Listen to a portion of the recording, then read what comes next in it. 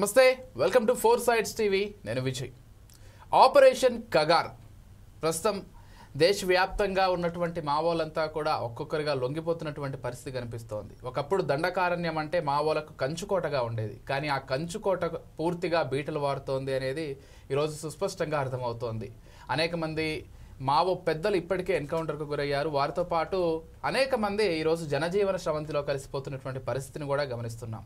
ఇక ఇటీవల కాలంలో ఈ సంఖ్య మరింత ఎక్కువ అవుతోంది. మరోవైపు కేంద్ర ప్రభుత్వం చాలా సుస్పష్టంగా అయితే జనజీవన స్రవంతిలో కలిసిపోవాలి, ఆయుధాలు వదిలి, లేకపోతే మీరు ఎన్కౌంటర్లో మరణించేటువంటి పరిస్థితే ఉంటుందని చాలా క్లియర్ కట్గా చెబుతోంది. మరోవైపు మావోలు కావచ్చు, లేకపోతే మావోలకు సంబంధించి వాళ్ళ సానుభూతి పరులు కావచ్చు, ఈ విధానాల్ని పూర్తిగా వ్యతిరేకిస్తున్నారు. అంటే ఎందుకు ఈ విధంగా మావోల్ని చంపే ప్రయత్నం చేస్తున్నారు? ప్రజా సమస్యలు లేకపోతే ప్రజలకి అనుకూలంగా మాట్లాడుతున్నందుకే ఈ విధంగా చేస్తున్నారు.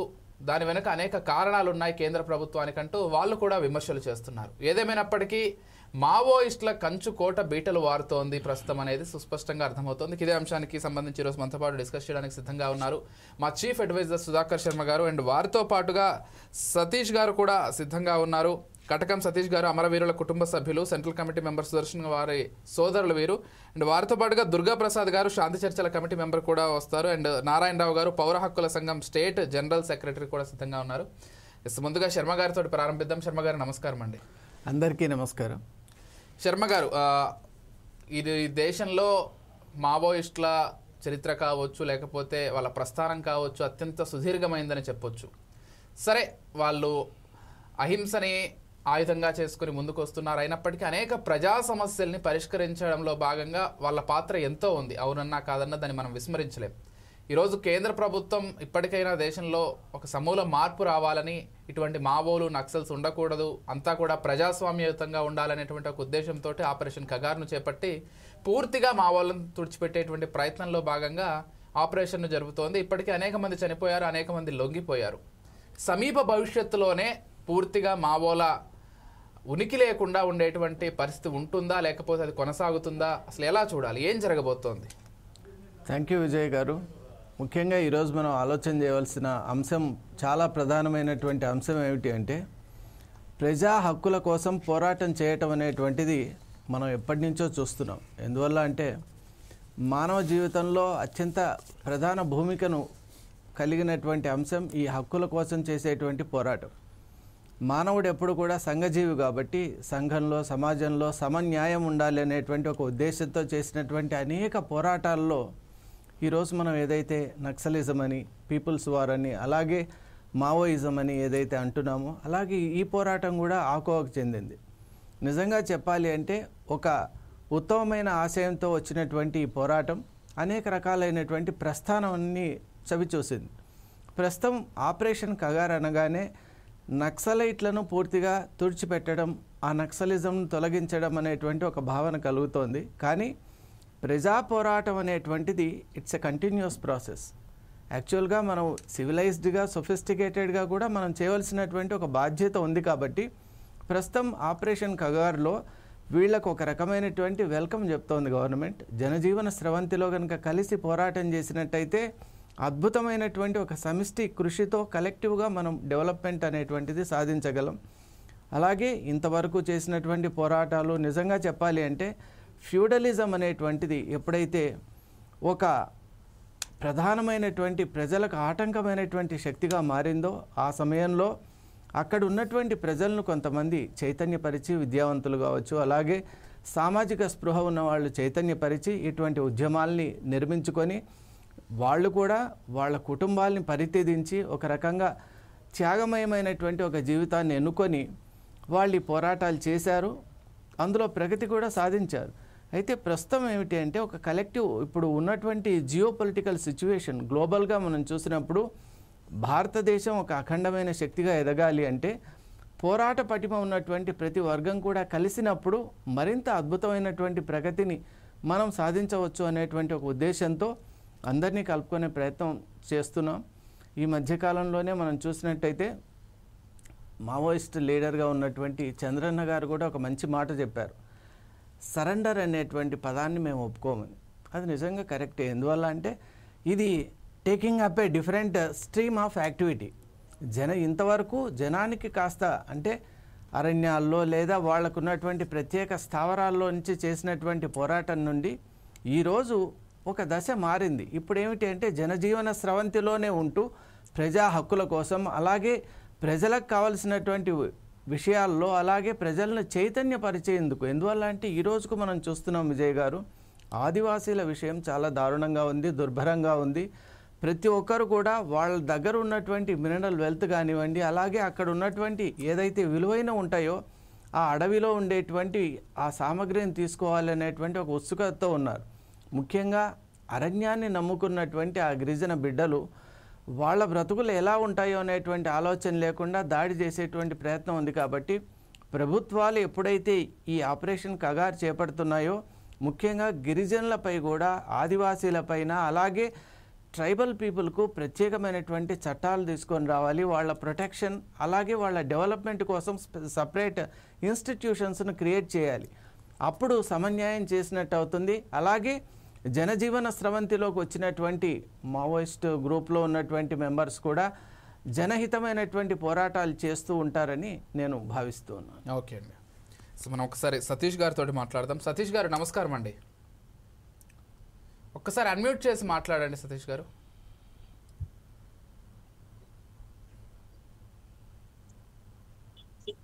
హలో హలో హలో వినిపిస్తోందండి. సతీష్ గారు, ఇటీవల జనజీవన స్రవంతిలో కలిసినటువంటి అనేక మంది చెప్తున్నటువంటి మాట ఏంటంటే మారుతున్న పరిస్థితులకు అనుగుణంగా మనం కూడా మారాల్సినటువంటి అవసరం ఉంది అంటూ కూడా చెప్పుకొస్తున్నారు. ఆశన్న కావచ్చు, మరికొంతమంది నాయకులు కావచ్చు, ఇటీవల వారంతా కూడా తిరిగి మళ్ళీ జనంలోకి వచ్చారు. అయితే ఉద్యమానికి వీరంతా కూడా ద్రోహం చేస్తున్నారనేటువంటి వర్షన్ మావోయిస్టు పార్టీల నుంచి వినిపిస్తోంది. వీరు సరైనటువంటి నిర్ణయం తీసుకున్నారనేటువంటి వర్షన్ కేంద్ర ప్రభుత్వం నుంచి వినిపిస్తోంది. కొంతమంది మేధావులు కూడా అదే భావిస్తున్నారు. మరికొంతమంది మేధావులు మావోయిస్టులతో పాటు ఏకీభవిస్తున్నారు. అసలు మీరు ఎలా చూస్తారు జనజీవన స్రవంతిలో కలిసిపోవడాన్ని? మావోయిస్టు పార్టీకి సంబంధించి దాన్ని ఒక వెన్నుపోటుగా, లేకపోతే దాన్ని ఒక అంటే వాళ్ళకి ద్రోహం చేస్తోంది మావోయిస్టు పార్టీకి వీళ్ళంతా కూడా అని భావిస్తారా, లేకపోతే వాళ్ళు తీసుకుంటున్నటువంటి నిర్ణయం కరెక్టే అంటారా? ఏం చెప్తారు? ముందుగా మన శర్మ గారికును మా మిత్రుడు జర్నలిస్టు శాంతి చర్చల కమిటీ దుర్గాప్రసాద్ గారికి నా వందనాలు. మా కుటుంబము, మా అన్న గత 40 సంవత్సరాలు కూడా మావోయిస్ట్ పార్టీలో పనిచేసి ఈ మధ్యన 23లో మరణించడం జరిగింది. మా ఓన్ బ్రదర్ అన్నట్టు మాదిగా విప్లవకారుల కుటుంబం కింద వస్తుంది. కాబట్టి ముందుగా నేను చెప్పేది అంటే శర్మ గారు ఉద్యమంలో ఉన్నప్పుడే మరణించారా, లేకపోతే ఉద్యమంలో ఉండే 2023లో ఛత్తీస్గఢ్లో అనారోగ్య కారణంగా మరణించిండు. మే 31, 2023లో 40 సంవత్సరాల పాటు ఉన్నారు. 45 సంవత్సరాల పైన ఉన్నాడు. వారి జీవితం అంతా అక్కడే గడిచిపోయింది. జీవితం 1978 పోరాటాల కోసం 1978లో వెళ్ళడం జరిగింది. 2023 మే 31 నాడు చనిపోవడం జరిగింది అనారోగ్యంతో. Central committee member, polit bureau మెంబర్గా ఆయన చేసి చనిపోవడం జరిగింది. వాస్తవంగా కూడా మావోయిస్ట్ పార్టీ తన అద్భుతమైన పార్టీ. ఎందుకంటే పేద ప్రజలకు, బడుగు బలహీన వర్గాలకు వాస్తవంగా కూడా ఈ పార్టీ పుట్టినప్పటి నుంచి వారు ఒక నిబద్ధత, ఒక సిస్టమేటిక్గా పనిచేసిన పార్టీ. ఈ దేశంలో ఎన్నో ఎంఎల్ పార్టీలు విడిపోయినా కానీ, వాళ్ళు జనజీవనంలో కలిసి పనిచేసినా కానీ మావోయిస్ట్ పార్టీ దృఢ సంకల్పంతో సాయుధ పోరాటమే వాళ్ళ ధ్యేయంగా పనిచేసింది.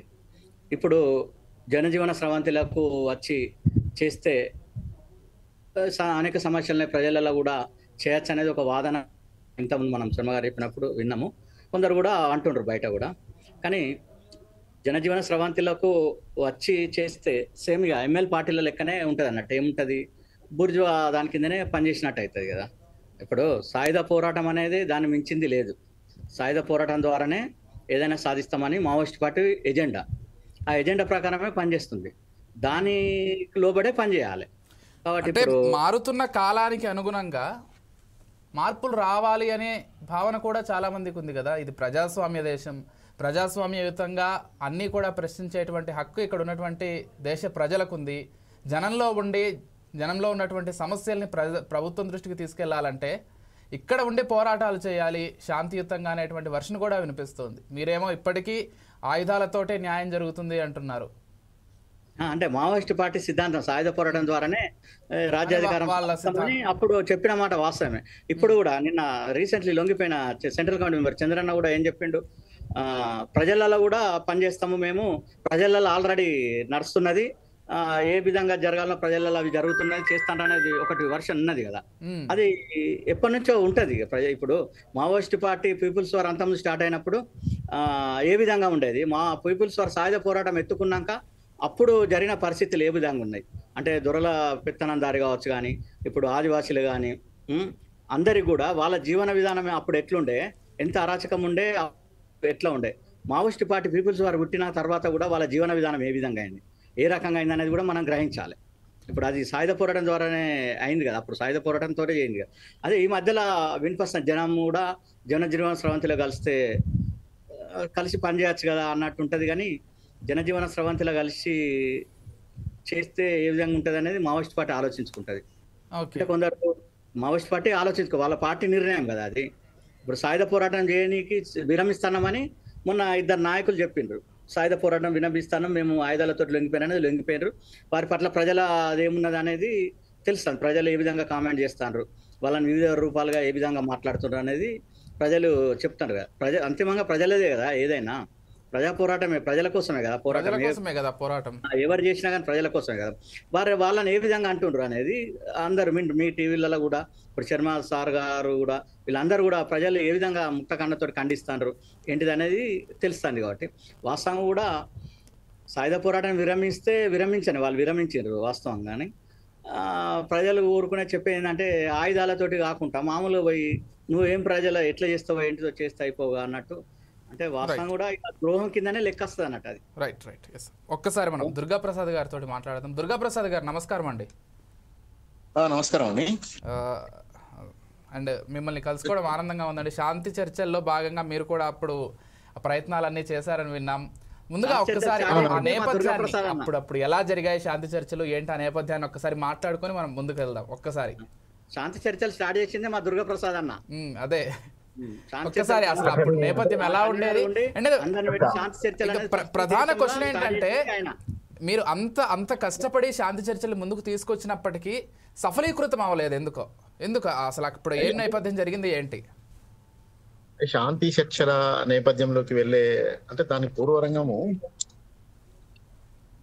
ఈ ఖగార్ స్టార్ట్ చేసినప్పటి నుంచోని కేంద్ర రాష్ట్ర ప్రభుత్వాలు ప్రధానంగా దండకారణ్య ప్రాంతంలో కేంద్ర బలగాలను మొత్తం సిఆర్పిఎఫ్ బలగాలను ఇతర బలగాలన్నిటిని మోహరించి అక్కడ ఉన్నటువంటి స్థానిక ప్రజల యొక్క దైనందిక జీవితం కూడా వాళ్ళ కార్యకలాపాలకు అడ్డంకిగా మారి వాళ్ళను సామాన్యులను సాధారణ పౌరులు ఒక కాన్ఫ్లిక్ట్ అక్కడ మావోయిస్టు ఉద్యమం ఉన్నది, మావోయిస్టులు ఉన్నారు అని చెప్పేటువంటి దాంతో భారత ప్రభుత్వం ప్రకటించి వీళ్ళను మేము నిర్మూలించడానికి సైనిక చర్యనా లేకపోతే వారిని ఏ విధంగానైనా కూడా మేము ఈ కట్ ఆఫ్ డేట్ వరకు వాళ్ళని నిర్మూలిస్తామని చెప్పి ఖగార్ అనేటువంటిది అంతిమ యుద్ధం అనేటువంటి స్టార్ట్ చేసి. కానీ దీంట్లో ఇది ఒక అన్కాన్స్టిట్యూషనల్ అంటే నీకు జెనీవా కన్వెన్షన్ ఒప్పందం 2 ప్రపంచ యుద్ధాల తర్వాత కూడా మానవ హననం జరగకుండా ఒక యుద్ధ పాలసీస్ కూడా ప్రపంచంలో ఉన్నటువంటి దేశాల మధ్యన అంగీకారం జరిగింది, జెనీవా కన్వెన్షన్. దాంట్లో భారతదేశం కూడా ఉంది.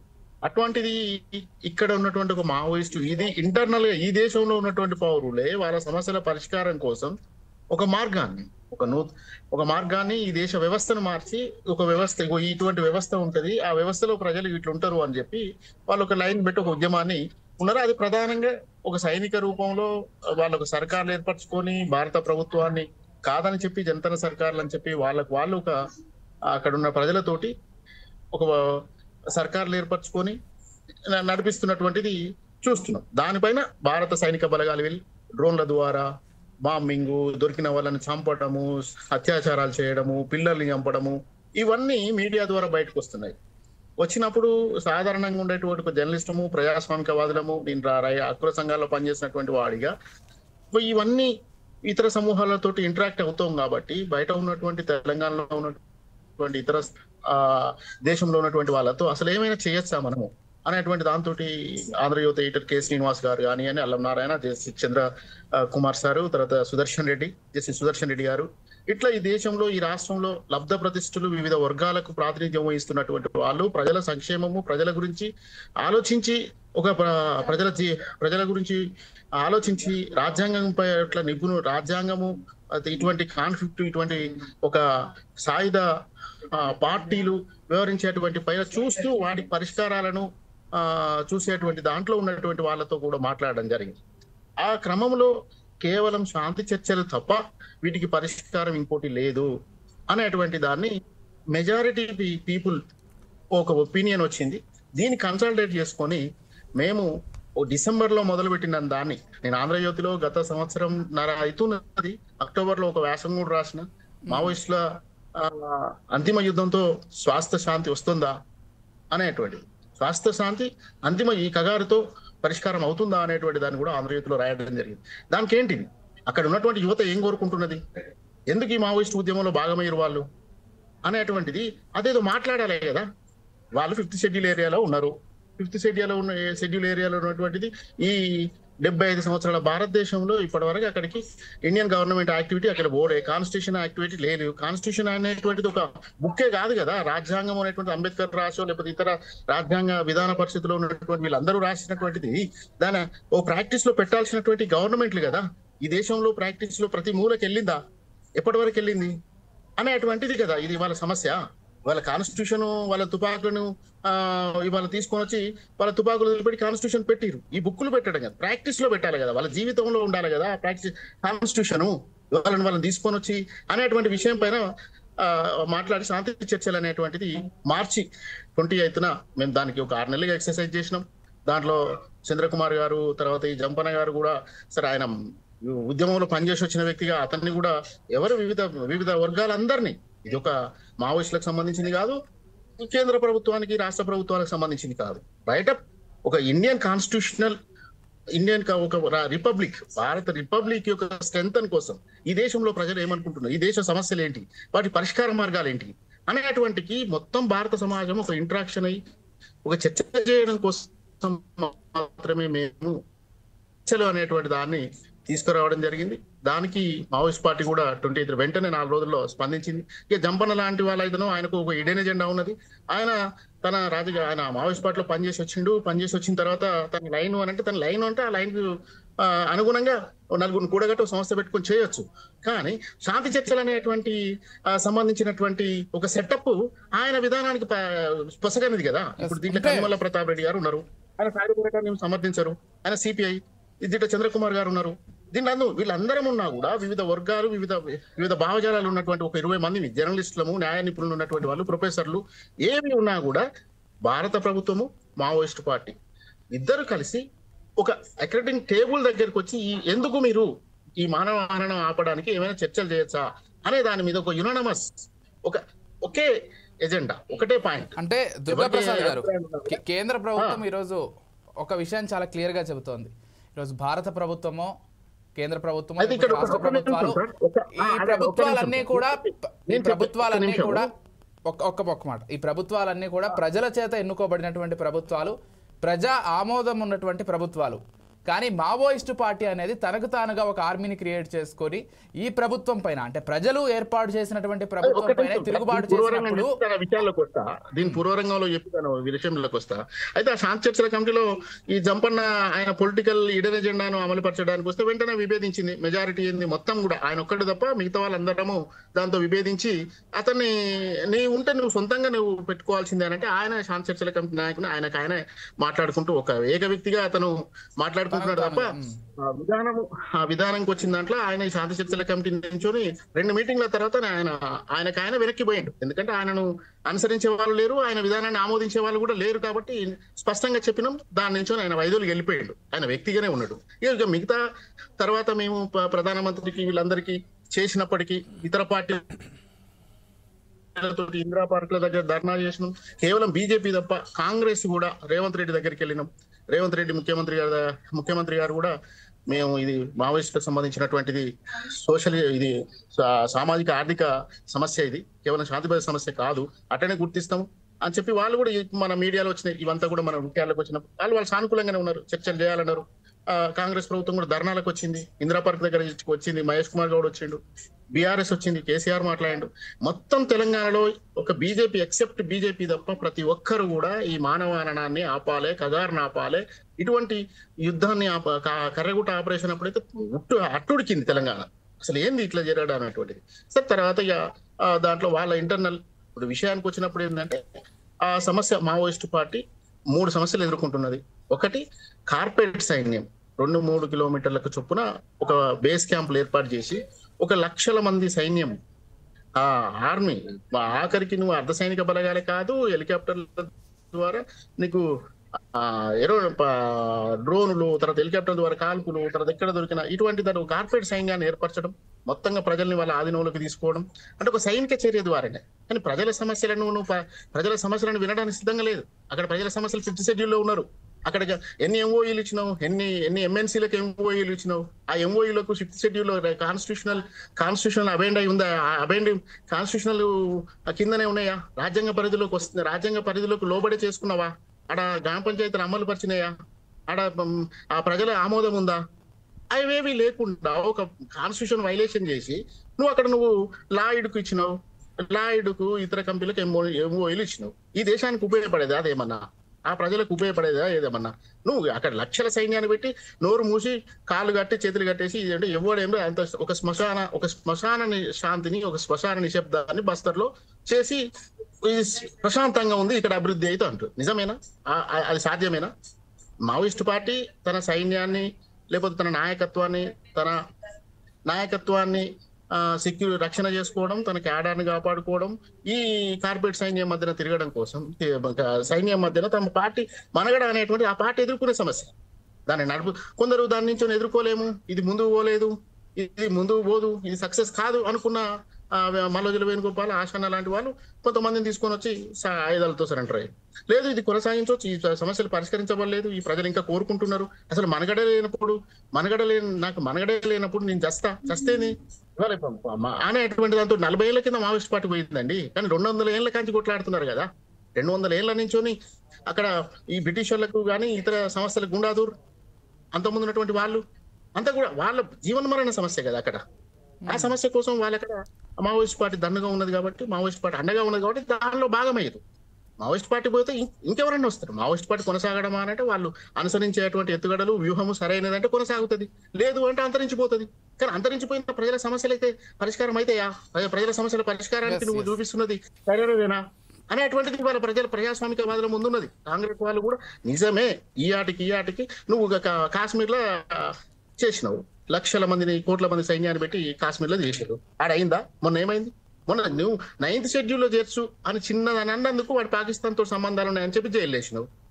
నువ్వు ఇక్కడ కూడా ఇవాళ అంటున్నటువంటిది ఈ కాన్స్టిట్యూషన్ ఎవరికైతే మల్లోజుల వేణుగోపాల్ దగ్గర AK-47 తీసుకొని ఫడ్నవీస్ గారికి కాన్స్టిట్యూషన్ ఇచ్చినవో, భారత రాజ్యాంగ ప్రతినిచ్చినవో, ఆసన్నకి ఇచ్చినవో, అక్కడ ప్రజలకు ఇస్తున్నవో, వాళ్ళ జీవితాలలో దాని ప్రాక్టీస్ చూపించు. ఆ ప్రాక్టీస్ ఏంటిది? 5th షెడ్యూల్ అమలు చేయి. ఆ ప్రాక్టీస్ ఏంటిది? వాళ్ళకు ఉన్నటువంటి రాజ్యాంగపరమైనటువంటి హక్కులను బాధ్యత పడడం కదా, రక్షణ చేయడం కదా. నువ్వు ఇప్పుడు బుక్కులు ఇచ్చినంత మాత్రాన పూజ చేసుకోవాలి. అవి ఏంటిది? ఇది కదా ప్రశ్నలు ప్రజాస్వామ్యవాదులు అడిగేది. ఈ పుస్తకాలను ఏం చేయాలి మీరు? రాజ్యాంగం యొక్క పుస్తకాలు వాళ్ళు చదువు రాదు. నువ్వు ఈ విషయాలకు వచ్చినప్పుడు మావోయిస్టు ఉద్యమం కొనసాగుతుందా పక్క పెట్టండి, సాయుధ పోరాటం కొనసాగుతుందా ఉంటుందా అనేటువంటిది వాళ్ళు సరైన విధంగా ప్రజలకు అనుకూలంగా ఉండే విధానాలు, వాళ్ళ ఎత్తుగడలు కొనసాగితే ఇంకో రూపంలో ఉంటుంది. అది సైన్స్. ఒక పదార్థము అనేటువంటిది నశించడము, తర్వాత ఇంకో రూపంలోకి రావడం అనేది ఒక సైన్స్. మావోయిస్ట్ పార్టీగా ఉంటుందా? ఇంకో రూపంలో ఉంటుందా? ఈ దేశంలో మావోయిస్ట్ పార్టీకి ముందు ఉద్యమాలు లేవా? తర్వాత కూడా ఉండయా? అది కదా సమస్య. నువ్వు చూపిస్తున్నట్టు బట్టి సరైనదేనా? ఈ భారత ప్రభుత్వము ఇవాళ అనుసరిస్తున్న ఒక బలత్కారం, ఒక బలవంతమైనటువంటిది, లేకపోతే ఒక దౌర్జన్యపూరితమైనటువంటి చర్యతోటి, ఒక గూండాగిరితోటి నువ్వు పరిష్కారం చూపిస్తావా? పరిష్కారం అయిందా ఇక్కడ? ఇవాళ అయిందని చెప్తారా ప్రజాస్వామ్యవాదులు? భారత రాజ్యాంగం అనేటువంటి బుక్ మల్లోజుల వేణుగోపాల్ అక్కడ ఆదివాసి చేతిలో పెడుతున్నావు కదా, వాళ్ళ జీవితంలో కావాలంటే 5th షెడ్యూల్ అమలు చేయి ఫస్ట్. ఇది అడగాలి మల్లోజుల వేణుగోపాల్, ఇది అడగాలి ఆశన్న. మాకు ఇవ్వడం బుక్కులు కాదయ్యా, రాజ్యాంగం బుక్కులు ఇవ్వడం కాదు, 5th షెడ్యూల్ అమలు చేయండి సార్ మొదట. చెప్పాలి కదా. తుపాకులు పక్కన పెట్టండి, తుపాకుల విషయం మాట్లాడతలేను. తుపాకులు మాట్లాడొద్దు అంటారండి. తుపాకులు మాట్లాడొద్దు, తుపాకుల గర్జన వద్దు, మనుషులు చనిపోవద్దు, ఎవరు పోలీసులు చచ్చిపోవద్దు, మావోయిస్టులు చచ్చిపోవద్దు, ఏ ప్రజలు చనిపోవద్దండి. శాంతి చర్చల కమిటీ కోరుకుంటున్నది. కాన్స్టిట్యూషన్ మాట్లాడదాం. కానీ తుపాకులు వదిలేసి వస్తే మాట్లాడతామని చెప్తున్నారు కదా వాళ్ళు. ఆయుధాలని పూర్తిగా వదిలేసి రండి, అప్పుడు ఏదైనా మాట్లాడదాం, కానీ ఆయుధాలతోటి వస్తే మాట్లాడే ప్రసక్తే లేదంటే. ఆయుధాలతో కాదండి, ఆయుధాలు వదిలేసి ఆయుధాలు మీకు ఇచ్చిన వాళ్ళు ఉన్నారు కదా, ఆసన్నవును వేణుగోపాల్ ఉన్నారు, వాళ్ళతో మాట్లాడి వాళ్ళని తీసుకొని పోయి ఈ ఏరియాలో 5th షెడ్యూల్ అమలు చేస్తున్నాం అని చూపించి, ప్రాక్టీస్ తోటి అట్లా చూపించి మిగతా వాళ్ళని రప్పి. రైట్. మనతో పాటు వీళ్ళందరినీ తీసుకొని పోయి వాళ్ళు ఏ మాడులను అయితే ఏ ఈస్ట్ బ్యూరోకు చీపుగా ఏ బ్యూరోకి అయితే ఉన్నాడో ఆశన్న, ఏ ప్రాంతానికి అయితే ఉన్నాడో, మళ్ళీ ఆయనతో పోయి మీరు అక్కడ 5th షెడ్యూల్ అమలు ఇట్లా చేస్తున్నాం, ఈ ప్రజల ఆకాంక్షలు ఇట్లా రాజ్యాంగం ద్వారా పరిష్కరిస్తున్నాం, ఇక్కడ ఏది లేదు అనేటువంటి చూపించండి ఇతర ప్రాంతాలకు, వాళ్ళే వస్తారు. రైట్. మనతో పాటు నారాయణరావు గారు, పౌర హక్కుల సంఘం స్టేట్ జనరల్ సెక్రటరీ, వారు కూడా జాయిన్ అయ్యారు ఫోన్ ద్వారా. మనం ఒకసారి వారితో మాట్లాడి మళ్ళీ కంటిన్యూ చేద్దాం. ప్రసాద్ గారు, నారాయణరావు గారు నమస్కారం అండి. నమస్కారం, చెప్పండి. ఏ విధంగా చూస్తారని అంటే ఈరోజు కేంద్ర ప్రభుత్వం అవలంబిస్తున్నటువంటి ఈ వైఖరికి సంబంధించి ఏం చెప్తారు? పౌర హక్కులు పూర్తిగా భంగం వాటిల్లుతోంది పౌర హక్కులకు అనేటువంటి ఒక బలమైనటువంటి ఒక వాదం వినిపిస్తోంది. మీ వైపు నుంచి ఏం చెప్తారు? కేంద్ర ప్రభుత్వం మేము ఆయుధాలు వదిలి రావాలి, ప్రజాస్వామ్యం వర్ధిల్లాలంటే ఈ విధంగా ఆయుధాలతో ఒక సపరేట్ ఆర్మీని క్రియేట్ చేసుకుని వాళ్ళంతటా వాళ్ళే మేమే రూల్ చేస్తాం, లేకపోతే మేము చెప్పిందే నడుస్తుంది అనేటువంటి వైఖరిని విడనాడాలి అనేటువంటి వర్షన్లో కేంద్ర ప్రభుత్వం ఉంది. వీళ్ళేమో ఈ విధంగా ప్రజాస్వామ్యానికి వ్యతిరేకంగా వెళ్ళి మా అందరిని అంతం చేసే ప్రయత్నం కరెక్ట్ కాదు, అసలు పౌర హక్కులు పూర్తిగా భంగం వాటిల్లుతోందనేటువంటి వర్షన్ వీళ్ళు వినిపిస్తున్నారు. మీరు ఎలా చూస్తారు, ఏం చెప్తారు నారాయణరావు గారు? ప్రజాస్వామ్యం అమలైనట్టయితే నిజంగానే ఎవరైనా సరే ఒక సాయుధ పోరాటాన్ని ఎన్నుకోవాల్సిన అవసరం వచ్చేది కాదు. ఎందుకంటే ప్రతి ఒక్కరు కూడా ప్రజాస్వామ్యబద్ధంగా మన సమస్యలు పరిష్కరించుకుందాం అనుకుంటారు. అదే విధంగా హక్కులను కూడా సాధించుకుందాం అనుకుంటారు. అంతేందుకు ఒక ఏదైనా కార్మిక సంఘం పోరాటం చేస్తుంది అనుకోండి, కార్మిక సంఘం చర్చల ద్వారా తన డిమాండ్స్ సాధించుకుంటది. అట్లా సాధించుకునే చర్చలు ఓకే అయితే మనకు ఇటువంటి సాయుధ పోరాటాలు అవసరమేమి ఉండవు. సాయుధ పోరాటం అంటే నథింగ్ బట్ ఏమైపోతామంటే వారన్నా చంపుతారు, వేరే వాళ్ళన్నా చంపుతారు, ఇదే స్థితి కదా. సాయుధ పోరాటం అర్థం ఏంటంటే అటు చంపడం ఇటు చంపడం. ఆ సాయుధ పోరాటం స్థాయి వరకు ఎందుకు పోరాటాల్లో తీసుకురావాలి? వాళ్ళు అడుగుతున్న అన్ని దున్నమానికే భూమి కావచ్చు, లేకపోతే భూ సంస్కరణలు కావచ్చు, మన ఏదైతే భూదాన ఉద్యమం వచ్చిందో, లేదంటే భూ సంస్కరణలు అప్పుడు ప్రవేశపెట్టిందో చట్టం వచ్చిందో, అవన్నీ సరిగ్గా అమలైతే అంతెందుకు మనకు బడ్జెట్ అన్నట్టు పోలీసులు అరెస్ట్ చేస్తే 24 గంటల్లో పట్టిన అది కోర్టులో ఆధారపరచడం మీద అమలైనట్టయితే వేరే రకరకాల పోరాటాలు అవసరం ఉండేది కాదు. అయితే ఇప్పుడు వాళ్ళు ఇవన్నింటినీ చూసుకొని మనం ఇంకా అన్ని వ్యవస్థలు విఫలమైపోయినాయి, తప్పకుండా ఈ సాయుధ పోరాటం అనుకొని వాళ్ళు చేస్తున్నారు, అది వాళ్ళ ఇష్టం ప్రకారం మనం అనుకుంటాం. కానీ దాన్ని సాగ్గా చూపెట్టి ఏ ప్రజాస్వామ్య పోరాటాలను కూడా నడవనీయకుండా వాటికి కూడా అణచివేస్తున్నారు. అణచివేయడంలో భాగంగా మేధావులు కానీ, ఉపాధ్యాయులు కానీ, విద్యార్థులు కానీ, రచయితలు కానీ అందరికి కూడా వాళ్ళతో సంబంధాలు అంటగట్టి ఊపాలంటే చట్టం క్రూర నిర్బంధ చట్టంతో అమలు చేస్తున్నారు. ఏం చేయాలి మరి? రచయితలు కూడా ఉన్నారు, ఎంతోమంది మాట్లాడుతున్నారు, వాళ్ళ మీద కూడా ఇట్లా ఉంది. మరి రచయితలు ఏమైనా సాయుధ పోరాటాలు చేస్తున్నారా? అయితే విద్యార్థులు ఏమైనా సాయుధ పోరాటాలు చేస్తున్నారా? అందరూ కూడా ఒక ప్రజాస్వామ్య పోరాటాలు చేస్తున్నారు. కానీ వాళ్ళకు వీళ్ళకి లింకులు కలిపేసి నిర్బంధం మాత్రం చాలా బహిరంగంగా భయంకరంగా అమలు చేస్తున్నారు. కాబట్టి ఏంటంటే ముందు వ్యవస్థ లోపల ఏదైతే వ్యవస్థలు విఫలమవుతున్నాయో ఆ వ్యవస్థలను సరిగ్గా పనిచేయడానికి రెక్టిఫై చేసుకుంటే ఆ పోరాట రూపంలో మార్పులు రావచ్చు. అంతకుమించి వాళ్ళు సాయుధ పోరాటం ఆపుకుంటారో లేదన్నది వాళ్ళ ఇష్టం. కానీ నిజంగా ప్రజాస్వామ్యం ఇంత పెద్ద దేశం ప్రజాస్వామ్య వ్యవస్థ కలిగి ఉన్నది. నిజంగా అన్ని కూడా ఒక చట్టబద్ధ హక్కు. మనం అన్నింటినీ కూడా ఈ పలానా ఇష్యూలో ఇట్లా జరిగిందంటే దాని మీద ఒక బాధితుడు బయటకు వచ్చి మాట్లాడితే వెంటనే అన్ని వ్యవస్థలు కదిలి ఆ సమస్యను పరిష్కరించగలిగితే మనకు ఆ పోరాటాలు అవసరమే ఉండదు. కాబట్టి దాన్ని బయటకు చూడాలి. కాకపోతే ఏంటంటే ఇప్పుడు వాళ్ళని సాగుగా చూపెట్టి వాళ్ళ సాయుధ పోరాట సాగుగా చూపెట్టి మిగతా అన్ని ప్రజాస్వామిక హక్కులు పౌర హక్కులన్నీ కూడా పూర్తిగా అణచివేతకు గురవుతున్నాయి. ఎక్కడ కూడా మనం ఏదైనా మూవ్మెంట్ జరిగినా, ఒక ఉద్యమం జరిగినా ఉద్యమానికి దానికి చేస్తున్నారు. ఇప్పుడు మనకు మీరు ఒక్కసారి చూడండి, గడ్చిరోడ్లో 2012 అనుకుంటా లాయిడ్స్ కంపెనీకి వ్యతిరేకంగా 73 గ్రామసభ తీర్మానాలు ఆయనకు ఇక్కడ కంపెనీ పెట్టడానికి లేదని చెప్పి తీర్మానం చేస్తే అది ఆగిపోయింది.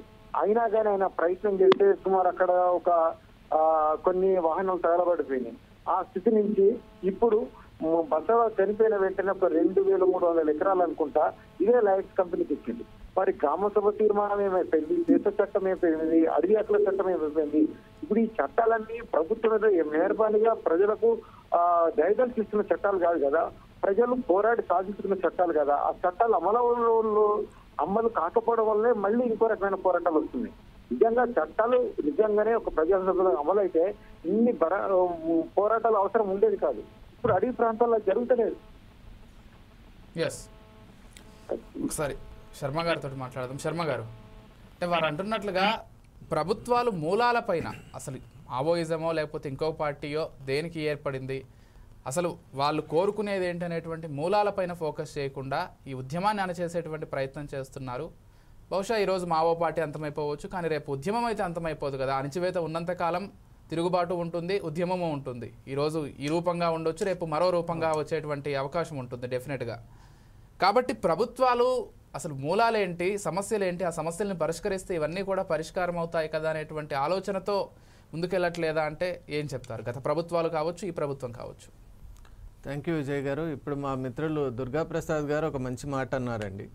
అదేంటి అంటే కాన్స్టిట్యూషన్ అనేటువంటిది ఒక పుస్తకం కాదు, it's not a book, but it is a way to fulfilment. అని నిజంగా ప్రజా జీవితంలో జన జీవితంలో కనుక మనం నిజంగా ప్రగతి వెలుగులు కనుక మనం నింపింటే ఇటువంటి పోరాటం వచ్చే ఆస్కారమే ఉండేది కాదు. ఈ పోరాటాలు వస్తున్నాయి, ఇంకా ఈ పోరాటాల యొక్క ఆవశ్యకత ఉందంటేనే అక్కడ ప్రభుత్వం తీసుకోవాల్సినటువంటి చర్యలు చేపట్టడం లేదని చాలా సుస్పష్టంగా మనకు తెలుస్తోంది. మరి ప్రభుత్వాలన్నీ కూడా ఈ విషయాన్ని గుర్తించాలి. ఎందువల్ల అంటే ఇక్కడ నక్సలిజం అంటే కేవలం కొంతమంది వ్యక్తుల్ని సంహరించడం లేదా నిర్మూలించడం కాకుండా అసలు ఈ ఉద్యమం యొక్క పునాది ఏంటి, మూలం ఏంటి, ఆ మూల కారణాన్ని కనుక మనం అన్వేషించి ప్రభుత్వం కనుక దానికి ఇప్పుడు నిజంగా చెప్పినట్టు ఏ స్కెడ్యూల్, ఇప్పుడు 5th స్కెడ్యూల్లో తీసుకోవాల్సినటువంటి అంశాలను ఆ విధంగా తీసుకొని, అలాగే గిరిజనులకు కావాల్సినటువంటి డెవలప్మెంట్ ఏదైతే ఉందో దానికి ఒక రోడ్ మ్యాప్ కానీ ఒక సరైనటువంటి రూట్ మ్యాప్ కనుక మనం చూపించి ఆ ప్రాబ్లం ఏదైతే ఉందో ఇప్పుడు ఇన్ని ఏళ్లగా వస్తున్నటువంటి ఆ ప్రజా సమస్యలు ఏవైతే ఉన్నాయో వాటికి పరిష్కారం కనుక మనం చూపించగలిగితే నిజంగా అక్కడ ఉన్నటువంటి లీడర్స్ కూడా అప్రిషియేట్ చేస్తారు, దీంట్లో సందేహం లేదు. అందువల్ల ఇప్పుడు ఆయుధాలను పక్కన పెట్టడం లేదా అనేటువంటిది ఆ పార్టీకి సంబంధించినటువంటి అంశం. మనం ముఖ్యంగా మాట్లాడే విషయం ఏంటి అంటే నిజంగా జనజీవన స్రవంతిలోకి వచ్చినటువంటి వాళ్ళకి ఏ విధంగా పోరాటం చేసేటువంటి అవకాశం ఉంటుంది, వాళ్ళకి నిజంగా వాళ్ళు అనుకున్నటువంటి లక్ష్యాన్ని ఈ జనజీవన పోరాటంలో చేపట్టగలుగుతారా, అలాగే ఇప్పుడు తీసుకొచ్చేటువంటి మార్గం ద్వారా అక్కడ గిరిజనులకు ఇంతవరకు ఉన్నటువంటి ఒక వెన్నుగా వాళ్ళందరికీ కూడా అండగా ఉన్నటువంటి ఈ ఫోర్స్ ఏదైతే ఉందో అది లేకపోయిన సందర్భంలో వాళ్ళ ప్రొటెక్షన్ ఎలా ఉంటుంది, వాళ్ళ అసలు ఎవరు వాళ్ళను కేర్ తీసుకుంటారు, వాళ్ళకు కావాల్సినటువంటి అవసరాలని ఎవరు ఫుల్ఫిల్ చేస్తారు, అలాగే గిరిజనుల పరిస్థితి ఏమిటి. ఎందువల్ల అంటే ఈరోజు మనం చూస్తున్నాం ప్రతిదానికి కూడా 2 డైమెన్షన్స్ ఉన్నట్టు ఇప్పుడు అక్కడ నిర్మూలించిన తర్వాత ప్రభుత్వం ఏ విధమైనటువంటి చర్యలు తీసుకుంటుంది, వాళ్ళకి బాగోగులు ఏ విధంగా కల్పిస్తుంది, ఆ భరోసా అనేటువంటిది ఇవ్వగలగాలి. ముఖ్యంగా సతీష్ గారు కూడా ఒక మాట అన్నారు, అదేంటి అంటే ఇప్పుడు ఈ పోరాటం అనేటువంటిది జరగాలి. నిజంగా వారు చెప్పినట్టు ఈ మానవ హక్కుల కోసం జరిగే పోరాటం అనేది అది నిర్విరామంగా నిరంతరం కొనసాగేటువంటి ప్రక్రియ, దాన్ని ఎవరు కూడా ఆపలేం. ఆ పోరాటం ఏర్పడడానికి కారణాన్ని ప్రభుత్వం అన్వేషించి అక్కడ సరిచేయగలిగితే నిజంగా ప్రభుత్వం ఆపరేషన్ కగార్ కంటే ముఖ్యంగా ఆపరేషన్ డెవలప్మెంట్ను వాళ్ళు చేపట్టాలి. అప్పుడు నిజంగా ఇటువంటి పోరాటాలు కానివ్వండి ఇవి ఇంకొక డైమెన్షన్లో ఉంటాయి. అసలు మన ఇండియన్ కాన్స్టిట్యూషన్కు ఒక అర్థవంతమైనటువంటి రీతిలో మనం పనిచేసిన వాళ్ళం అవుతామని నేను భావిస్తున్నాను. ఎస్, కాకపోతే ఇక్కడ మరొక కీలక అంశం ఏంటంటే నక్సల్స్ కావచ్చు లేకపోతే పోరాటాలు చేసే వాళ్ళు కావచ్చు, ఈవెన్ ఎన్నికలను కూడా అడ్డుకుంటున్నారు. ఆ ప్రాంతాలు ఏవైతే ఉన్నాయో అటవీ ప్రాంతాలు అక్కడ రోడ్లు వేయకుండా లేకపోతే అక్కడ అభివృద్ధికి ఆటంకం కలిగిస్తూ పూర్తిగా వాళ్ళ ఇష్టానుసారంగా ప్రవర్తిస్తున్నారు అనేటువంటి ఒక విమర్శ కూడా ప్రభుత్వం వైపు నుంచి ఉంది. దానికి కొన్ని ఎగ్జాంపుల్స్ కూడా ఉన్నాయి. నేను ఒకవైపు ఏం చెప్పట్లేదు, కానీ ఎన్నికలు జరగకుండా అక్కడ అడ్డుకున్నటువంటి సందర్భాలు ఉన్నాయి. అక్కడ కొంతమంది జవాన్లు అంటే భారత సైనికులు చనిపోయినటువంటి సందర్భాలు కూడా ఉన్నాయి. అంటే ఇటువంటివన్నీ జరగకుండా తీసుకునేటువంటి చర్యల్లో భాగంగానే ఆపరేషన్ కగార్ని చేపడుతున్నాం. పూర్తి ప్రజాస్వామ్యయుతంగా దేశం మారడానికి ఇది ఒక పునాది అన్నట్లుగా కూడా కేంద్ర ప్రభుత్వం చెబుతోంది. వాళ్ళ వర్షన్ ఎలా చూస్తారు శర్మ గారు? ముఖ్యంగా విజయ్ గారు, మనం ఎలా చూడాలి అంటే అసలు కొన్ని చోట్ల ఎలక్షన్స్ బాయ్కాట్ చేయబడ్డాయంటే మామూలుగా కూడా మనం కొన్ని ప్రాంతాల్లో చూస్తాం, ఈవెన్ ఇన్ అర్బన్ సివిలైజ్డ్ ప్లేసెస్లో కూడా కలెక్టివ్గా ప్రజలు ఒక నిర్ణయం తీసుకుంటారు. అసలు వాళ్ళకి కావాల్సినటువంటి కనీస మౌలిక వసతులు కూడా ప్రభుత్వాలు కానివ్వండి, ఏదైతే హామీలు ఇచ్చినటువంటి పార్టీలు నెరవేర్చలేనటువంటి స్థితిలో బాయ్కాట్ చేసేటువంటిది మనం చూసాం. స్వచ్ఛందంగానే వాళ్ళు బాయ్కాట్ చేస్తున్నారు. అయితే ఇక్కడ కొన్ని సందర్భాల్లో ప్రత్యేకమైనటువంటి ఒక ఫోర్స్ ద్వారా బాయ్కాట్ చేయడంలో వాళ్ళు ఒక మెసేజ్ను పంపిస్తున్నారు. అక్కడ మనం గుర్తించవలసింది ఏంటంటే అంతర్లీనంగా ఉన్నటువంటి ఆ మెసేజ్ ఏంటి అంటే ఇక్కడ ఎలక్షన్స్ కండక్ట్ చేయడం అనేటువంటి ఒక ప్రక్రియ ద్వారా అక్కడ ప్రగతి అనేటువంటిది ఏమాత్రం కూడా సిద్ధించడం లేదు. అక్కడ నిజంగా ప్రగతి రావాలి అంటే తీసుకోవాల్సిన చర్యలు వేరే ఉన్నాయి, దాని విధానాలు కూడా వేరే ఉన్నాయని చెప్పేటువంటి ప్రయత్నం వాళ్ళు చేస్తున్నారని నేను భావిస్తున్నాను. అలాగే ఇక్కడ ముఖ్యంగా ప్రభుత్వం కూడా ఏం చేయాలి అంటే ఆపరేషన్ కగార్తో ఎలాగో వాళ్ళు ముందుకు వెళ్తున్నారు కాబట్టి వాళ్ళు ఏదైతే ఏ ప్రాంతాలను అయితే టార్గెట్ చేసి ఇప్పుడు ప్రస్తుతం ఈ ఆపరేషన్ కగార్ను కొనసాగిస్తున్నారో నిజంగా ఆ ప్రాంతాల్లో ఇంత పెద్ద సాయుధ పోరాటం జరగటానికి అసలైనటువంటి కారణం ఏంటంటే అక్కడ గిరిజనులు ఒక దోపిడీకి గురి అవుతున్నారు, వాళ్ళ ఆత్మరక్షణ లేదు, అలాగే వాళ్ళ హక్కుల హననం జరుగుతోంది. కాబట్టి వీటిని మనం ఎలా కాపాడాలి అనేటువంటి ఒక సమగ్రమైనటువంటి విధి విధానాలతో ప్రభుత్వం ముందుకొస్తే బాగుంటుందని నేను ఆశిస్తున్నాను. ఓకే, ఎస్ సతీష్ గారు, ఈరోజు కేంద్ర ప్రభుత్వం ఎదుర్కొంటున్నటువంటి అతిపెద్ద విమర్శ ఏంటంటే అడవుల్లో ఉండేటువంటి ఖనిజ సంపదను దోచుకెళ్లడానికి ఈ ఆపరేషన్ కగార్ను తీసుకొచ్చారు. ఈ ఆపరేషన్ కగార్ ద్వారా అసలు వ్యతిరేకించేటువంటి నోళ్లు లేకుండా, చేతులు లేకుండా పూర్తిగా తుడిచిపెట్టేసి అక్కడ ఖనిజ సంపదను కొంతమంది బడాబాబులకు దోచిపెట్టే ప్రయత్నం చేస్తోంది కేంద్ర ప్రభుత్వం అనేటువంటి ప్రధాన విమర్శ దేశవ్యాప్తంగా వినిపిస్తోంది. దీని పట్ల మీ అభిప్రాయం ఏంటి? అయితే ఇది కగారు కంటే ముందు కూడా గ్రీన్ హంట్ అనేది 2009 నుంచి ప్రయత్నం చేస్తున్నారు. తర్వాత ఆపరేషన్ ప్రహార్, ఆపరేషన్ సమాధానం వాటితోటి విచ్చలవిడిగా ఖనిజ సంపదను దోచిపెడదామని ఆదివాసులను చంపి మావోయిస్ట్ పార్టీని నిర్మూలించి మొత్తం చేద్దామని 2009 నుంచి green hunt, operation Prahar, operation Samadhan ఇవన్నీ కూడా చేసినాయి. కానీ ఏది కూడా ఇంతవరకు సక్సెస్ కాలే. ఈ మధ్య కగార్ అనే దాంతో కొంత భాగం సక్సెస్ అయినట్టు అనిపిస్తుంది. కొంత భాగం ఏంటంటే అందులో కూడా కొంత కోవర్ట్ ఆపరేషన్స్, కొందరు వాళ్ళని కగార్ ఆపరేషన్లో భాగం కొందరు మచ్చిక చేసుకొని కొంత విప్లవకారులను చంపడం అనేది అది జరుగుతుంది. వాళ్ళ ముఖ్య ధ్యేయమే ఖనిజ సంపదను దోచుకొని పోవడానికి వాళ్ళు పెట్టుకున్న డెడ్ లైన్. కార్పొరేట్ కంపెనీలు కూడా ఒత్తిడి వలన ఇన్ని డబ్బులు ఖర్చు పెట్టి ఇంత చేస్తున్నారు కాబట్టి వాళ్ళకు కూడా ఈ ప్రభుత్వం ఏదో ఒకటి చేయాలనే ఉద్దేశంతో విచ్చలవిడిగా సైన్యాన్ని దించి కగార్ ఆపరేషన్ అనేది ఉధృతం చేసి నిర్మూలిద్దామని అనుకుంటారు. కానీ మార్చి 26 వరకు డెడ్ లైన్ ఉన్నది కదా, మరి మార్చి 26 దాకా చూద్దాం ఏమవుతుందో ఏంటిదో అనేది చూద్దాము. ఇంకొకటి మీరు అడిగినట్టు జనజీవన స్రవంతిలోకి వచ్చి పోరాటాలు చేస్తే కూడా సాయుధ పోరాటం ద్వారానే కాకుండా తుపాకులతోటే కాకుండా ప్రజాస్వామ్యయుద్ధంగా పోరాడదామని అది కూడా ఒక చర్చలో భాగంగా ఉన్నది ఇప్పుడు మన దాంట్లో. వాస్తవంగా కూడా పీపుల్స్ వార్ పార్టీ నుంచి ఇప్పటి మావోయిస్ట్ పార్టీ దాకా కూడా జనజీవన స్రవంతిలో కలిసిన వాళ్ళు చాలా మంది ఉన్నారు. నేను చూసి నాకు తెలిసే చాలా మంది ఉన్నారు. మరి వాళ్ళు ఎవరు కూడా కొంతమంది ఒక 1%, 2% మాత్రం ఒక ప్రజా సంఘాలలో పనిచేసి ప్రజల సమస్యల మీద పోరాటం చేస్తారు నాకు తెలిసి. మిగతా కలిసిన జనజీవన స్రవంతిలో కలిసిన ఎంతో మంది కామ్రేడ్స్ ఎవరు కూడా ప్రజా సమస్యల మీద కానీ ప్రజా పోరాటాలలో కానీ పాల్గొంటలేరు.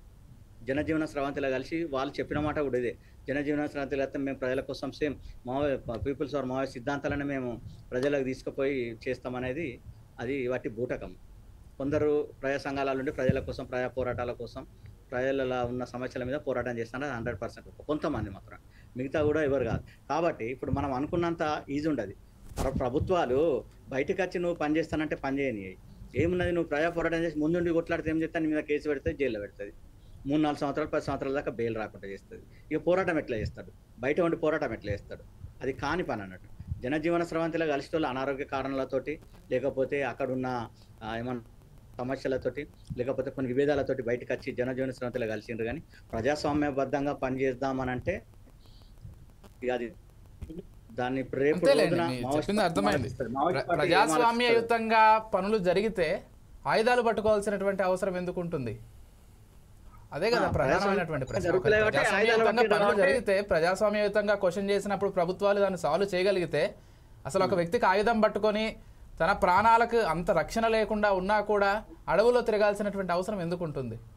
రైట్. దుర్గాప్రసాద్ గారు, ఏదైతే కేంద్ర ప్రభుత్వం ఒక లక్ష్యాన్ని, ఒక డేట్ని ఫిక్స్ చేసుకుందో 2026 మార్చి లోపు మొత్తాన్ని కూడా క్లియర్ చేస్తామని, ఆ దిశగా వెళ్తోంది. ఆపరేషన్ కగార్ పేరుతోటి నిత్యం ఇప్పటికే 100 మంది చనిపోయారు, 100 మందిని చంపేశారు. అది రీచ్ అయ్యేటువంటి ఛాన్స్ ఉందా, లేకపోతే అసలు ఈ ఉద్యమాన్ని ఆపడం సాధ్యం కాదంటారా? మీ అభిప్రాయం ఏంటి దుర్గాప్రసాద్ గారు? కేంద్ర ప్రభుత్వం అనుకున్న లక్ష్యాన్ని చేరుకోగలదా? అంటే ఇప్పుడు అనుకున్న లక్ష్యాన్ని చేరుకోవడం అంటే మొత్తం మనుషుల్ని చంపేయడమా, ఆ ఉద్యమానికి సంబంధించిన బేస్ ఇష్యూస్ పరిష్కరించడం అనేటువంటి పాయింట్ అండి. అంటే వాళ్ళ వైపు నుంచి ఆపరేషన్ కగార్ అంటే మావోల అంతమే. ఆపరేషన్ కగార్ అనేటువంటిది అక్కడ ఛత్తీస్గఢ్ లో ఉన్నటువంటి ఇప్పటిదాకా 15-20 ఏళ్లుగా అక్కడ చేసుకున్న ఎంఓయూలు, ఎంఎన్సీ మల్టీనేషనల్ కంపెనీలతో మెమరెండమ్ ఆఫ్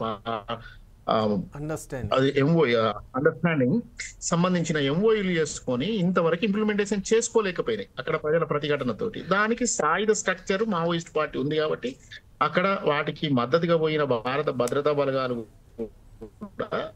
చనిపోవడము, హింస ఇటువైపు అటువైపు జరిగిపోయినది. ఇప్పుడు అది క్లియర్ చేసి ఎంఓయూలను అనేటువంటిది అక్కడ ఇప్పుడు లాయడ్ వచ్చింది, చెట్లు కొట్టేస్తున్నది. ఇంకొకడ అంబానీ ఆదానికి సంబంధించింది అయింది, అది సక్సెస్ అవుతుంది. కానీ ఆ ప్రజలు అక్కడ నుంచోని విస్థాపనకు గురవుతున్నటువంటి ప్రజలు ఎక్కడ రిప్లేస్ చేస్తావు వాళ్ళకి ఎక్కడ రీప్లేస్ చేస్తావు? వాళ్ళు ఏం పని చేసుకోవాలి, ఏ ఇంట్లో ఉంటారు, వాళ్ళు ఏమేం చేయాలి, దానికున్న ప్రణాళిక ఏంటిది?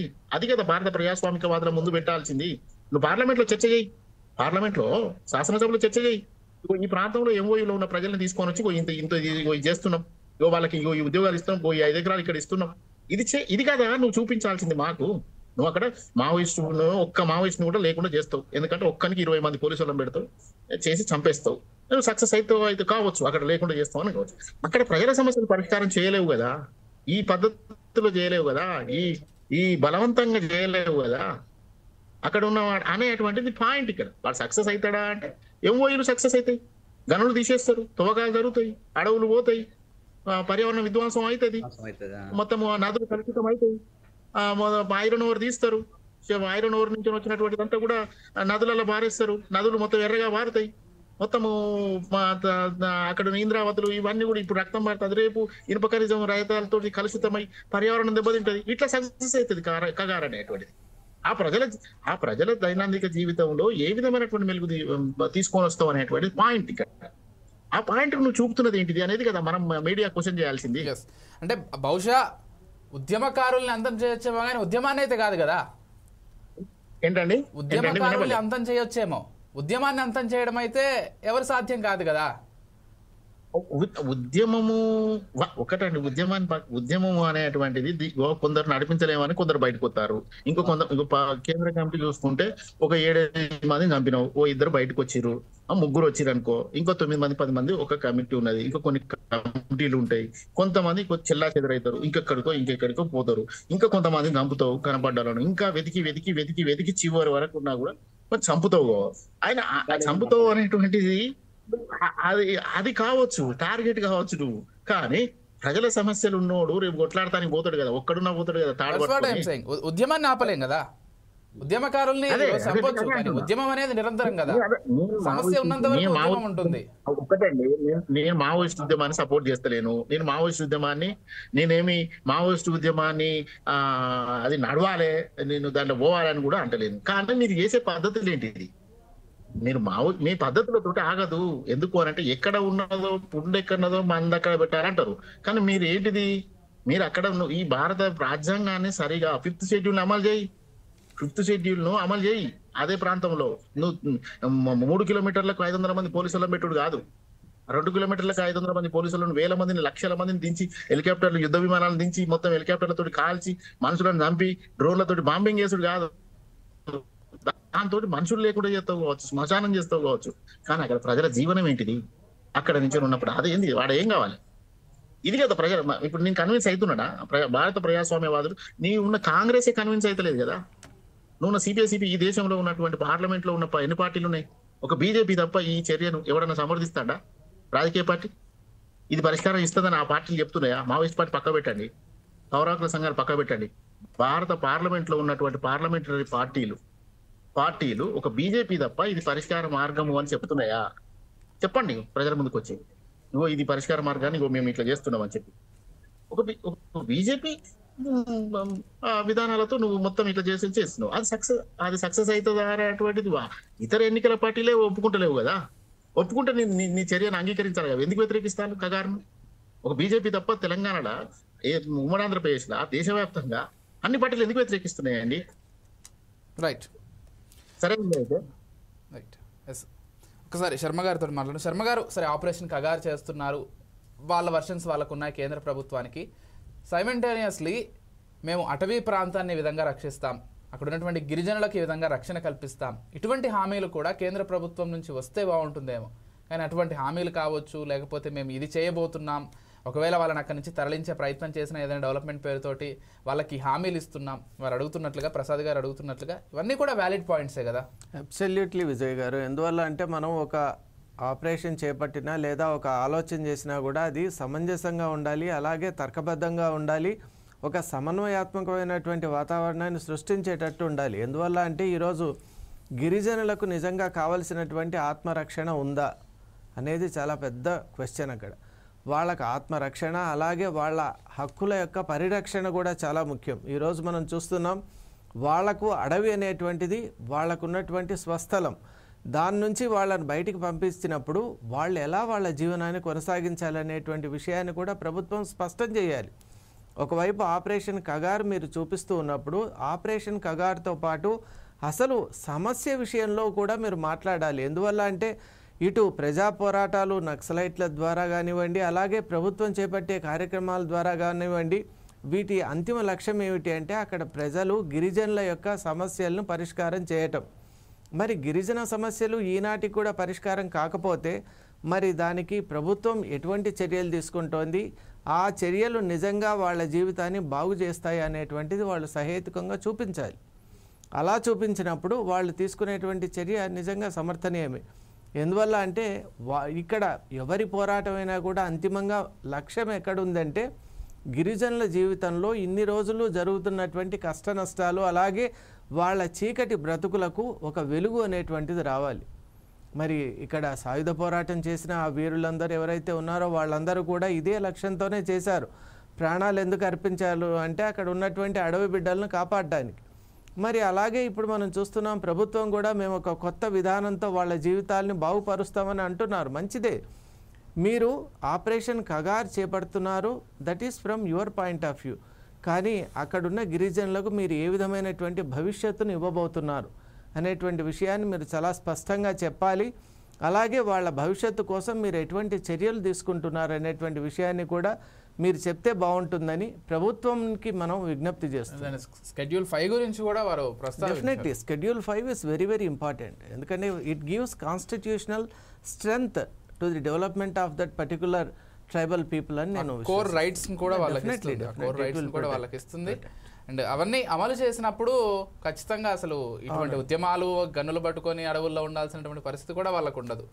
డెఫినెట్ గా మూలాల గురించి ఆలోచించాలి, మూలాలను ఎప్పుడు అన్వేషించాలి, పరిష్కారం కూడా ఆ విధంగానే ఉండాలి. ఎస్. అండ్ సతీష్ గారు అల్టిమేట్గా కేంద్ర ప్రభుత్వం తాను అనుకున్నటువంటి దిశగా వెళ్తోంది. ఈరోజు అనేక మంది లొంగిపోతున్నారు, అనేక మంది చనిపోతున్నారు. కానీ గిరిజనులకు సంబంధించి, వాళ్ళ సమస్యలకు సంబంధించి రేపటి రోజున పోరాడేటువంటి వాళ్ళు ఉండరు అనేటువంటి ఒక చర్చ కూడా వస్తోంది. సరే, వాళ్ళు కొంత అమాయకులు ఉంటారు, పెద్దగా విద్య ఉండదు, వాళ్ళ గురించి వాళ్ళు అడిగేటువంటి ఇది కూడా గిరిజనులకు చాలామందికి ఉండదు. ఒకవేళ అక్కడ ఏదైనా కంపెనీలు వచ్చినా, లేకపోతే ఈ ఖనిజ సంపదను తవ్వి తీసుకెళ్లాలనేటువంటి నేపథ్యంలో ఆ గిరిజనులను అక్కడి నుంచి ఖాళీ చేయించినా కానీ వాళ్ళ హక్కులకు సంబంధించి పోరాటేటువంటి సమాజం ఉందంటారా ఈ దేశంలో? ఈ అందరూ పట్టణ ప్రాంతాల్లో, ఈరోజు నగర ప్రాంతాల్లో స్థిరపడుతున్నటువంటి పరిస్థితి కనిపిస్తోంది. ఎక్కడో ఉన్నటువంటి గిరిజనులకు సంబంధించి ఈరోజు హైదరాబాద్లో ఉన్నటువంటి ఎవరు క్వశ్చన్ చేస్తున్నారు, లేకపోతే బొంబాయిలో ఉన్నటువంటి ఎవరు క్వశ్చన్ చేస్తున్నారు, చెన్నైలో ఉన్నటువంటి ఎవరు క్వశ్చన్ చేస్తున్నారు, వాళ్ళ నిత్య జీవితంతోటే సరిపోతుంది. కాబట్టి గిరిజనులకు సంబంధించి వాళ్ళ తరపున పోరాడేటువంటి వాళ్ళు ఎవరు భవిష్యత్తులో? ఇప్పుడు అక్కడ జరిగే దాని మీద కేంద్ర ప్రభుత్వం చేసేదాన్ని చిన్న ఒక ఉదాహరణ చెప్తాను నేను. ఇప్పుడు 1969లో తెలంగాణ ఉద్యమం స్టార్ట్ అయింది విజయ్ గారు. ఉద్యమము కొన్ని రోజులు ఒడిదొడుకులు ఎదుర్కొన్నది, కొంత సెట్ బ్యాక్ అయిపోయింది. తర్వాత ఏమైంది, ప్రజలు తమ తెలంగాణ సాధించాలనే పట్టుదలతోటి రోడ్ల మీదకి వచ్చి ఉద్యమాలు స్టార్ట్ చేసి ఉధృతంగా చేసి ఏం చేసిండ్రు, ఈ కేంద్ర ప్రభుత్వం అప్పుడున్న కేంద్ర ప్రభుత్వం మెడలు వంచి తెలంగాణను సాధించారు. అంటే ఇది దేశంలోనే పెద్ద ఉద్యమం తెలంగాణ ఉద్యమం అనేది. ఇంతటి ఉద్యమాన్ని కూడా ఏం చేయలేకపోయిండ్రు. కాబట్టి గిరిజనులు అక్కడ ఉన్న వాళ్ళు కూడా వాళ్ళ సంఘాలు, అక్కడ ఉన్న వాళ్ళ గిరిజన సంఘాలు నాయకులు వాళ్ళు కూడా పోరాటం చేస్తారు. ఒక మావోయిస్ట్ పార్టీ పోరాటం చేస్తుంది, వాళ్ళకు సంపదను కాపాడాలని కానీ ఏం లేదు. అక్కడ ఉన్న కొన్ని సంఘాలు కూడా, అక్కడ ఉన్న ఆదివాసీ సంఘాలు, ఆదివాసులు కూడా వాళ్ళు విరోచితంగా పోరాటం చేస్తారు. మీడియా ద్వారా మనకు తెలియకపోవచ్చు కానీ మీడియా వాటిని చూపెట్టదు. కాబట్టి ఒక కగారిని చూపెడుతుంది మీడియా, వాళ్ళు చేసే ఉద్యమాలను చూపెట్టదు. కాబట్టి ఈ ప్రపంచంలో మన భారతదేశంలో ఉన్న వాళ్ళకి ఎవరికి తెలియదు. కాబట్టి ఎప్పుడు కూడా ఏదైనా ఒకటి మావోయిస్ట్ పార్టీ రోజు బ్యాక్ కావచ్చు, జనజీవన స్రవంతిలో కలవచ్చు. వాళ్ళు కొందరు సాయుధ విరామణ అన్నారు, మిగతా వాళ్ళు సాయుధ పోరాటం చేస్తామన్నారు. వాళ్ళు కూడా మరి చేస్తారా చేయరా, వాళ్ళు కూడా వస్తారా? తర్వాత రెండో అంశం అది, ప్రజలు ఎప్పుడు కూడా వాళ్ళ అస్తిత్వాన్ని కాపాడుకోవడానికి ప్రజలు సిద్ధంగానే ఉంటారు, పోరాటాలకు ముందే ఉంటారు. ఆ పోరాటాలకు వెళ్ళి వాళ్ళు తమ సంపదను, తమ జీవితాలను కాపాడుకునే లక్ష్యంగానే పనిచేస్తారు. సరే, కొందరు చచ్చిపోతారు కావచ్చు, కొందరు సెట్ బ్యాక్ అవుతారు కావచ్చు, కానీ అంతిమంగా ప్రజలు మాత్రము వాళ్ళ ఒక పుట్టిన గడ్డను, వాళ్ళు నివసించే అడవిని మాత్రము వాళ్ళు కాపాడుకుంటారనే నమ్మకము కొందరికైతే ఉన్నది. వాళ్ళు అదే విధంగా పోరాటం చేస్తారు. పోరాటం చేసి కూడా వాళ్ళు వాళ్ళ సంపదను, వాళ్ళ హక్కుల్ని కాపాడుకోవాలి, వాళ్ళ హక్కుల్ని కాపాడుకుంటారు. వాళ్ళు పోరాటం జరుగుతుంది కానీ మీడియా ద్వారా మనకేం తెలుస్తలేదు. అక్కడ ఏం పోరాటం జరుగుతుంది, ప్రజలు పెద్ద ఎత్తున పోరాటం చేస్తుంటారు. అప్పుడప్పుడే కొంచెం చిన్నగా కనపడుతుంటది అంతే. మీడియా అనేది అక్కడికి పోదు కదా, వాళ్ళ జీవన విధానాన్ని, వాళ్ళ హక్కులను మనకు చూపెడతలేరు. కాబట్టి మనకు తెలుస్తలేదు. ఇప్పుడు హైదరాబాద్ ఉన్న వాళ్ళు కానీ, ఢిల్లీలో ఉన్న వాళ్ళు కానీ వాళ్ళకి తెలుస్తలేదు కదా. అది చూపెట్టిన రోజు వాళ్ళ పోరాటం చెప్తున్నా నేను. ఈ రోజు ఆ జనజీవన స్రవంతిలో కలిసిపోయే వాళ్ళు కూడా ఏదో పట్టణ ప్రాంతాలు, నగర ప్రాంతాల్లో స్థిరపడిపోతారు. ఆ తర్వాత ఎవరి జీవితంలో వాళ్ళు బిజీ అయిపోతారు. ఈ రోజు ప్రపంచం ఆ విధంగా ఉంటుంది. విజయ్ గారు జనజీవన స్రవంతిలో కలిసిన వాళ్ళు ఏ పద్ధతులు ఉన్నారో చెప్పినా కదా నేను. కాబట్టి అదే అవుతుంది. సాయుధ పోరాటం ద్వారానే సాధిస్తామనేది మావోయిస్ట్ పార్టీ ఉంటే చీలికైంది అనేది మొన్న కొందరు చెప్తారు. డివియేషన్స్ చాలా జరిగాయి. ఈ రోజు మూల సిద్ధాంతాలు కూడా డివియేషన్స్ జరిగాయి అనేది స్పష్టంగా అర్థమవుతుంది. దుర్గాప్రసాద్ గారు మీరేం చెప్తారు? అసలు మావోయిస్ట్ పార్టీకి సంబంధించి ఎన్నో విజయాలు సాధించింది. ఎంతో ఈ దేశంలో ఉన్న ప్రజల కోసము, బడుగు బలహీన వర్గాల కోసం, ఆదివాసుల కోసం ఏదో విధంగా విజయం సాధించింది. హక్కులను సాధించి పెట్టింది. ఈ దేశ ప్రజలకు ఎన్నో హక్కులు సాధించి పెట్టింది. సరే, తాత్కాలికంగా కొంత వెనుకపోతుంది కావచ్చు, కానీ తర్వాత అంతిమంగా ప్రజలే ఏదైనా కానీ నిర్ణయిస్తారు. ప్రజా పోరాటమే లాస్ట్కి వరదిల్లుతుంది. వాళ్ళ హక్కులను వాళ్ళు సాధించుకునే దిశగా పోరాటం చేస్తారు. ఎవరు ఎన్నుకున్నా లేకున్నా కానీ పోరాటం అనేది ఆగది. రైట్. దుర్గాప్రసాద్ గారు, ఫైనల్గా అంటే కేంద్ర ప్రభుత్వానికి కావచ్చు, లేకపోతే ఇటు మావోలకు కావచ్చు, మీ తరపున, ఎందుకంటే శాంతి చర్చల కమిటీ మెంబర్గా మీరు ఉన్నారు కాబట్టి రెండు వైపుల నుంచి సమానంగా ఆలోచిస్తారు. అల్టిమేట్గా సమస్య పరిష్కారం దిశగానే మీ మైండ్ సెట్ ఉంటుంది. రెండు వైపులకు సంబంధించి మీరు ఏం చెప్పదలుచుకున్నారు 4 సైడ్స్ వేదికగా? ఇప్పుడు ఇంత జరిగినా కూడా శాంతి చర్చలు చేయాలనేటువంటిది. ఎందుకంటే శాంతి చర్చలు మీ ఇద్దరికి సంబంధించింది కాదు, 140 కోట్ల భారతదేశ ప్రజలకు సంబంధించింది, రానున్న భవిష్యత్ సమాజాల గురించినటువంటి అన్నటువంటిది బేసిక్ అది. కాబట్టి శాంతి చర్చలు మీరు రెండు పక్షాలు కూడా వాళ్ళు ఆల్రెడీ వస్తామంటున్నారు. శాంతి చర్చలు మా కేంద్ర ప్రభుత్వం ఇప్పటికైనా సరే వాళ్ళతో చర్చించి ఇవి ఉన్నాయి, మీరు పట్టాల్సిన అవసరం లేదు ఆయుధము. ఇక సంవిధానం ద్వారా, భారత పార్లమెంట్ ద్వారా, రాష్ట్రాల శాసనసభల ద్వారా ఇంత చేస్తున్నాం, ఈ ప్రజలకు ఇది ఇస్తున్నాం, మీరు పట్టాల్సింది ఏంది, మీరు పౌరులే కదా, ఈ దేశ బిడ్డలే కదా, మీరెందుకు ఆ విధంగా పోతున్నారు అని చెప్పి మాట్లాడండి. మీరు మాట్లాడి ఇతర డెమోక్రాట్స్ కలిపి చర్చలు చేయండి. చర్చలు భారత సమస్యలను మాట్లాడండి. భారత ప్రజలు ఎదుర్కొంటున్న సమస్యలు ఏంటి, వీటి పరిష్కారాలు ఏంటి, మనం అనుసరించాల్సిన విధానాలు ఏంటి, రావాల్సిన పాలసీస్ ఏంటి, అంతర్జాతీయ పాలసీ ఏంటిది, ఈ దేశ పాలసీ ఏంటిది, ఈ దేశ ప్రజలకు అనుగుణంగా ఈ దేశ వనరులు ఈ దేశం ప్రజలకే సమపాలనలో దక్కడానికి అంతర్జాతీయంగా కూడా మనం ఎట్లుండాలి అనేటువంటి విషయాలు ఈ కాన్స్టిట్యూషనల్ ఫ్రేమ్ లో మాట్లాడండి. నేను అంటున్నా, ఈ భారత సంవిధానాన్ని, భారత రిపబ్లిక్ ని స్ట్రెంథన్ చేయండి మీరు మీ విధానాలతో. కేంద్ర ప్రభుత్వాన్ని నేను అనేది ఏంటంటే మీరు విధ్వంసం చేస్తున్నారు అని మేమంటలేమండి. ఇవాళ భారత పార్లమెంటు రాజ్యాంగాన్ని విధ్వంసం చేస్తున్నది ఆ గద్దె మీద కూర్చొని లోపల నుంచి విధ్వంసం చేస్తున్నది అని చెప్పి ఈ దేశంలో ఉన్నటువంటి రాజకీయ పార్టీలు, ఎన్నికల్లో పాల్గొంటున్న పార్టీలు అంటున్నాయి. కాంగ్రెస్ అంటుంది, ఆర్జేడీ, మొత్తం మెజారిటీలో ఉన్నటువంటి 75-80% ఉన్నటువంటి పార్టీలు ఇవాళ భారత రాజ్యాంగాన్ని విధ్వంసం చేస్తున్న పార్టీ బీజేపీ అంటున్నది. అది కాదు, మేము ఈ సరైన విధంగానే ఉన్నాము, ఈ ప్రజలకు సౌభాగ్యాన్ని ఇస్తున్నాం, ఈ దేశం కోసమే ఉన్నామనే విషయాన్ని మీరు చర్చల ద్వారా ప్రజలకు ఒక ఆశ్వాసాన్ని ఇవ్వండి. అదే కోరుకుంటున్నాం. మావోయిస్టులు కూడా వాళ్ళు వస్తామంటున్నారు. సరే, చంపడం అనేటువంటి తీసుకొని పోతే పోలీసులు ఇప్పుడున్న ఎంతకాలం ఉంచుతాం అక్కడ ప్రజలను కాబట్టి వీటి పరిష్కారం కాదు అక్కడ. కాబట్టి కేంద్ర ప్రభుత్వానికి స్పష్టంగా చెప్తున్నాం మేము, చర్చలు చేయండి, మానవహరణం వద్దు, రక్తపాతం వద్దు, శాంతి ఏ వైపు ఈ దేశంలో ఏది కూడా అనవసరంగా ప్రాణం పోవద్దు, అనవసరంగా ప్రాణాలు పోవద్దు. ఇది కాబట్టి అదే మేము పోలీస్ సాధారణ ఆదివాసీదైనా మావోయిస్టుదైనా ఇంకెవరిదైనా కూడా ప్రాణం పోవద్దు అనేటువంటిది శాంతి చర్చల కమిటీ యొక్క ప్రిన్సిపల్. అవును. అల్టిమేట్గా ఈ పోలీసులు వీళ్ళంతా కూడా మన వాళ్ళే, మన మధ్యతరగతి, మన దిగువ మధ్యతరగతి, ఈ పేదరికం నుంచి ఏదో కష్టపడి ఉద్యోగం సాధించి అక్కడికి వెళ్ళి ఆ జవాన్లే, వాళ్ళు కూడా మన వాళ్ళే. కాబట్టి రెండు వైపుల నుంచి ఎవరి ప్రాణాలు కూడా పోకూడదు, ఆ మూల సమస్యలు ఏమున్నాయో అవి కూడా పరిష్కారం అవ్వాలనేదే అల్టిమేట్ లక్ష్యం. ఫైనల్గా శర్మ గారు, ఈ దేశంలో ఉన్నటువంటి అటవీ సంపద కావచ్చు, ఈ దేశంలో ఉన్నటువంటి సంపద కావచ్చు, అందరికీ సమానంగా పంచబడితే అసలు గొడవే ఉండదు. కానీ కొన్ని వర్గాలకే వెళ్తోంది అనేది స్పష్టంగా అందరికీ తెలిసినటువంటి మాటే.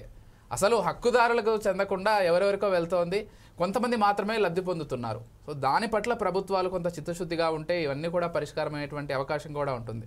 ఫైనల్గా ఏం చెప్తారు మీరు? థ్యాంక్ యూ విజయ్ గారు. ఈరోజు కార్యక్రమంలో మాట్లాడినటువంటి వక్తలందరూ కూడా వాళ్ళు చెప్పిన చాలా వాల్యుబుల్ పాయింట్స్ అవి ప్రతి ఒక్కరు కూడా గుర్తుపెట్టుకోవాలి. ఎందువల్ల అంటే ప్రజా సమస్యలు అనేటువంటిది ప్రభుత్వాలు ఎప్పుడైతే ప్రజా సమస్యల్ని వాటిని పరిపూర్ణం చేయడంలో విఫలమవుతాయో, వాటిని నిజంగా సాల్వ్ చేయడంలో విఫలమవుతాయో అప్పుడే పోరాటాలు అవి సాయుధం కానివ్వండి లేకుంటే ఇంకే మార్గంలో అయినా పోరాటం అనేటువంటిది బయలుదేరుతుంది. కాబట్టి ప్రభుత్వం నిజంగా సమస్యను పరిష్కారం చేయాలి అని గనక చిత్తశుద్ధితో ఉంటే ఆ సమస్యకు సంబంధించినటువంటి మూల కారణమైన వాళ్ళ హక్కుల పరిరక్షణ, అలాగే అక్కడ ఉన్నటువంటి ప్రాంతీయ పరిరక్షణ, అలాగే అక్కడ ఉన్నటువంటి ఆ వసతులు కానివ్వండి, వనరులు కానివ్వండి, అక్కడ వాళ్ళకి లభ్యమయ్యేటువంటి ప్రకృతిపరంగా వచ్చిన అనేక అంశాలని పరిరక్షించుకుంటూ పోవాలి.